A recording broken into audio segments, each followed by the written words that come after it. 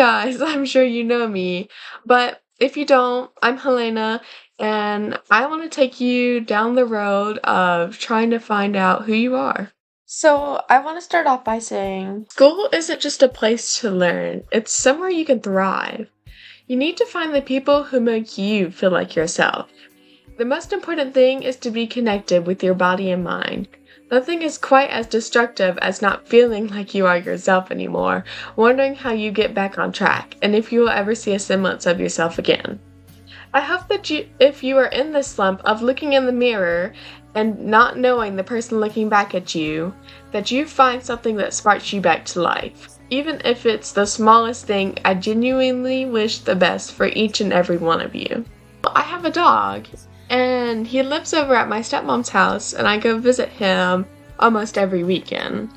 He's a Bernie Doodle, and he's so poofy, but he doesn't shed. I forgot to mention, his name is Boone. Boone loves to bark at you to get up when he is tired of you just sitting there. He doesn't want anything, he's just tired of you sitting down. I have many pictures of Boone, as you can all see. Did you know I'm allergic to dogs? Not deadly, obviously, but my eyes become so irritated that I continuously rub them and my nose runs, plus I sneeze.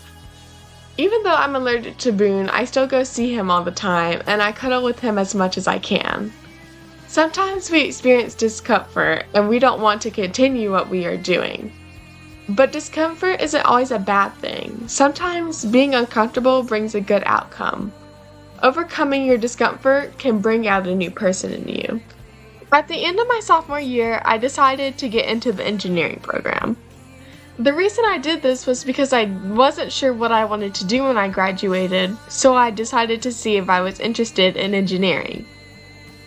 Last semester, I was taking calculus along with the worst English class I have ever taken. I was drowning in work. I had decided a long time ago that engineering wasn't for me, but I stayed in the program because some of the classes I was taking were going to help me pursue the career I wanted. When calculus started kicking me in the butt, I pushed on. But then I got to thinking about it and found I didn't want to do calculus every day for the rest of my life, so I decided to drop out of the engineering program. This goes to say that taking a step back and reassessing is not a bad thing to do. The career that I now want to go into has me taking Calculus 2 next semester. Though I could have stayed in and done Calc 2 this semester, I didn't know I needed to take it at the time. But that goes to say that I am still proud of my decision because I know it was a break that I needed. And next semester I'm going to be hitting Calculus 2 full force. I want you all to think about a time when you needed to step back and take a look around to know why you were doing whatever it was you were doing. I know these two things sound contradictory, but there's always times where you should know when you need to push forward and when you need to keep your boundaries and take a step back. These two things help in deciding the type of person you are and who you want to be. I want you all to close your eyes, take a deep breath in. No, I'm just kidding. But I do want you to keep your eyes closed. I want my last lecture to be something that will stick with you guys. So I'm not worried about what grade I'm getting on this assignment, I just want to tell you how it is. So for this part, I want you to just let your mind run free. For this part of my lecture, I want to focus on how people view themselves because my lesson I want to give as a whole is choosing who you want to be. A lot of times people feel like they are not enough, or they are put into a place in society where they are expected to be because of their look. Look shouldn't mean anything. I wanted you to close your eyes for this part because you shouldn't look at me and formulate your own opinions about me. This is supposed to be a time of self-reflection. So I want you to picture yourself, picture what you want to be when you grow up, picture your childhood. You can honestly picture anything you want. This is your life you are living, and it is beautiful. Every human on this planet has a functioning mind of their own, and they have their own thoughts and goals in life. People shouldn't be able to tell you what to do because of how you look or judge you because of that. I will admit that I have gotten up in the morning and was upset with how I looked for the day, but that's not something I should focus on, and no one else should either. I think you should be happy for the day coming, and I want you all to know that you are beautiful and that you are worth it. Music is a big part of who I am, and I'm sure it's like that for many other people as well. I mean, you guys like music, right? Am I in the right place? It doesn't matter. I'm just on the screen of the TV, or a computer. But really, I have a huge connection to music. I get super obsessed with a song every once in a while, and I play it on repeat. I'm sure some of my friends can attest to this.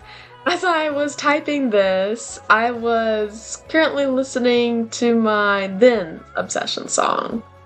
After listening to the song all the time, you tend to pick up the lyrics and sing along. But do we always listen to what the words are saying? Artists write music about how they feel and pour their souls into their songs, and I just listen for the beat and the way they sing. I'm sure a psychologist could break down how I listen to music and tell me all about myself. But I want to encourage you to find one of your favorite songs and interpret what the artist is saying in your own way. I say this because understanding other people can start off with dissecting a song.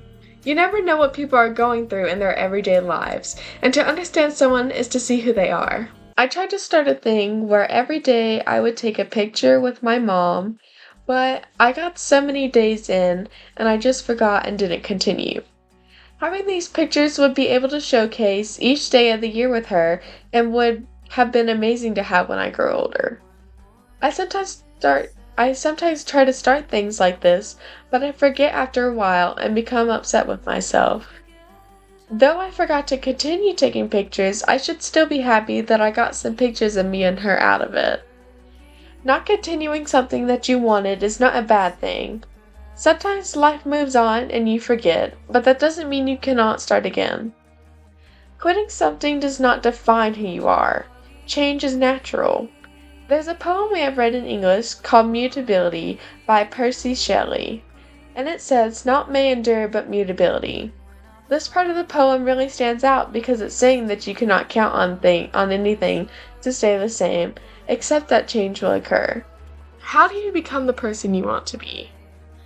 How do you work to make you the best possible version of yourself? You should start by understanding that you're going to make mistakes in life, and realize the mistakes you've already made. Life isn't all sunshine and rainbows. You need to put in an effort to see change and success. I am lucky to be surrounded by people who will tell me when I'm not being a great person. I don't beat myself up about it though. I like to make it a moment to connect with myself and understand why I am being the way I am, and find a way to change the way I am acting.